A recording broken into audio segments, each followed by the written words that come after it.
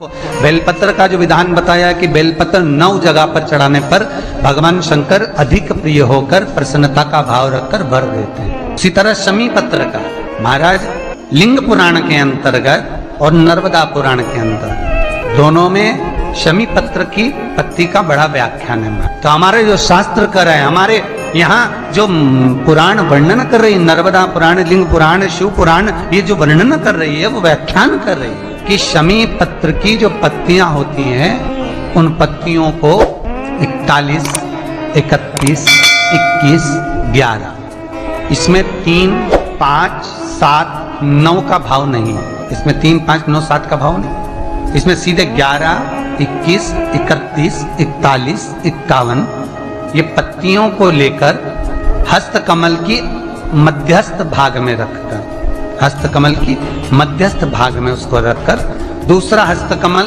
हाथ पर रखकर भगवान शंकर गौरी शंकर का स्मरण कर कर, भगवान शंकर गौरी शंकर का स्मरण कर कर भगवान शिव को जो शमी पत्र समर्पित कर देता है और उसी हस्तकमल को समर्पित कर कर अपने हृदय से उस हाथ को वापस लगा लेता है, उसकी मनोकामना भगवान शंकर पूर्ण कर देते हैं। श्रावण के महीने में शमी पत्र कब चढ़ाना चाहिए?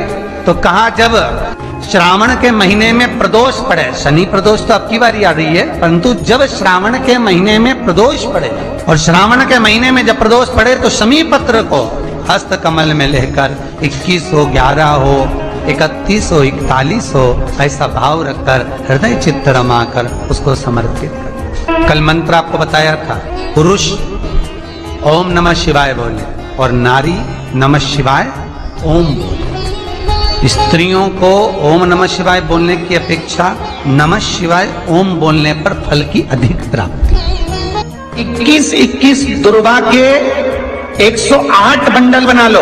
अगर एग्जाम में बैठ रहे हो, सरकारी परीक्षा में बैठ रहे हो, पास नहीं हो रहे, नौकरी नहीं लग रही, बहुत जगह इंटरव्यू दे दिया, 21 दुर्वा के 108 बंडल बनाओ, उसकी माला बनाओ और देवी के मंदिर में, माता जगदम्बा के मंदिर में, अर्थात जहां शंकर पार्वती पूर्ण परिवार विराजमान हो, ऐसे देवी के मंदिर में गणेश जी के गले में वो माला अर्पण करिया है, अपना नाम बोलकर और जिस एग्जाम में बैठ रहे हैं उसका भाव वर्णन कर महाराज, और वहीं से एक पुष्प लेकर अपने कमरे में जहां पढ़ते हो कांच की प्लेट में उस फूल को रख दीजिए और दूसरे दिन एग्जाम के लिए चले जाइए, आपको उसका फल अवश्य मिलेगा। गणेश जी महाराज ने कश्यप ऋषि से कहा, सुनो कश्यप बाबा, आपने मुझे दुर्वा समर्पित करी है, ये दुर्वा जो मुझे देगा वो वैभव प्राप्त करेगा, जो दुर्वा मुझे समर्पित करेगा उसके जीवन में रोग दूर हटेगा। कुएं के पास की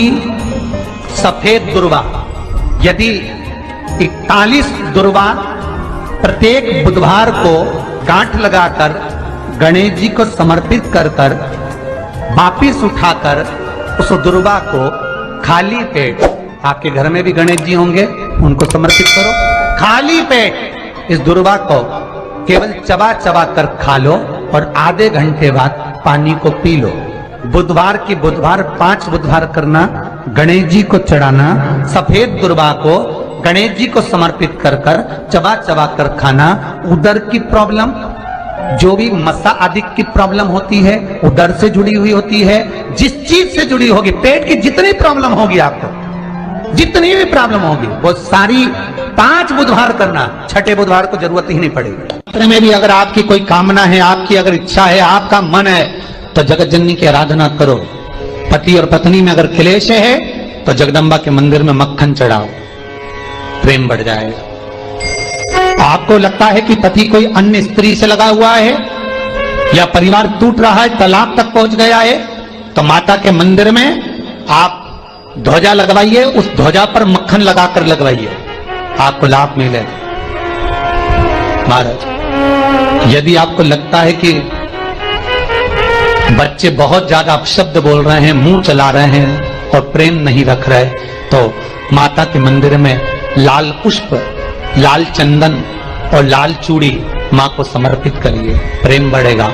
बच्चा कभी आप जी से कम नहीं बोलेगा, प्रेम की भाषा निकलेगी। फिर निवेदन करूंगा, दुनिया में ऐसा कोई समस्या नहीं, जिस समस्या का कोई निदान नहीं, हर समस्या का निदान है, पर निदान किसी दूसरे के पास नहीं, निदान केवल मेरे भोले नाथ के पास में है। आपको अगर किसी समस्या का सफल आनंद चाहिए तो शंकर की शरण में जाओ।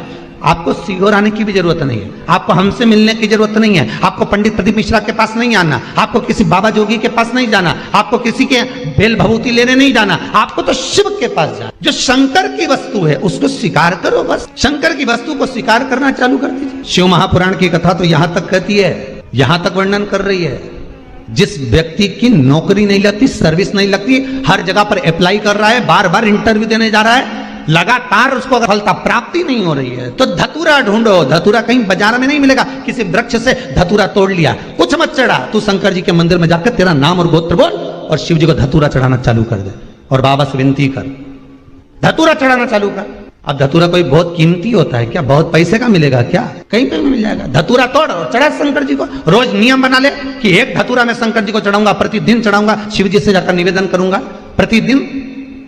शंकर जी की प्रिय वस्तु में धतूरा, बेलपत्र आदि आदि की तो है, चढ़ा रोज एक धतूरा।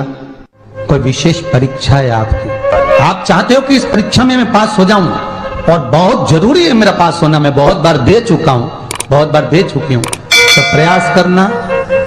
एग्जाम के पहले त्रिपुरा सुंदरी माता का नाम लेकर उत्तर की ओर मुख कर कर गन्ने का रस, शुगर का रस, गन्ने का रस, ईख का रस लेकर दोनों हाथों में कलश में भरकर नाम और गोत्र आपका बोलकर मन की कामना कर कर, जैसे कांवड़ शिव जी को चढ़ाते हैं दोनों हाथ से, उसी तरह वो गन्ने का रस से शंकर जी का अभिषेक त्रिपुरा सुंदरी के भाव से कर दीजिए महाराज। ऐसा कोई एग्जाम नहीं होगा जिसमें आप पास नहीं हो सकते, निकल ही जाओ, निकल ही जाओ। त्रिपुरा सुंदरी माता का स्मरण, मात्र स्मरण सुख का दे। जिसका विवेक कमजोर हो, बुद्धि कमजोर हो, महाराज एकांत में रहना पसंद करते हो, बोलना पसंद नहीं, हंसना पसंद नहीं, किसी में मिलना पसंद नहीं, एकांत का वासा ही ज्यादा पसंद हो। कई कई बहुएं के बेटे ऐसे होते हैं जिनको अपने अपना स्वार्थ है, दूसरे से परिवार में किसी से मतलब ही नहीं रह पाता, किसी से अच्छे से बोलते नहीं, कमरे में गए अकेले बैठ गए, पति आया उससे बात कर लिए, अपनों से बात कर लिए, बाकी किसी से बोलना ही चलना नहीं।